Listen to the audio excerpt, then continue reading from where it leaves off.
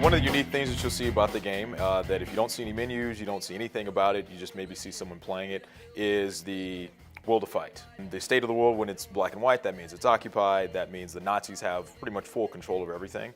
And as you continue to liberate the world and inspire people to, to take part in the French Resistance or help you out, then it raises the world of fight to color.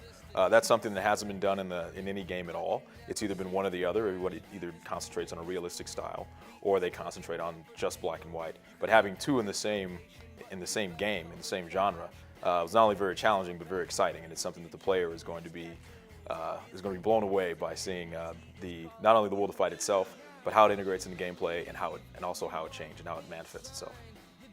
That was something that with the original pitch is something that we wanted to try and display already. We wanted to say how if you're making progress against the Nazis through gameplay, how do you then show that without just saying, oh, you've done, you've killed this many Nazis and you get some kind of achievement or some kind of reward or something like that.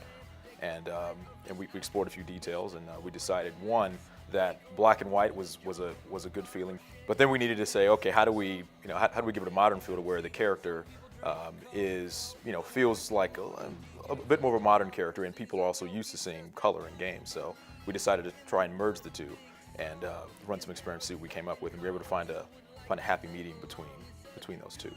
If you think about it, it's something where if you have the same world and you take, let's say, something as a simple concept like daytime, nice sunny bright day, and then say, okay, it's now extremely stormy weather.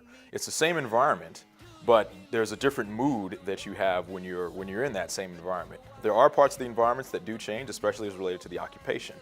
However, the one thing that we did to make it consistent was we don't have so many changes in the world with the architecture or the different parts of the environment or props and things like that to where you're looking at something completely different. We wanted to make sure that the player stays rooted in the era, and the era is the most important, which is World War II.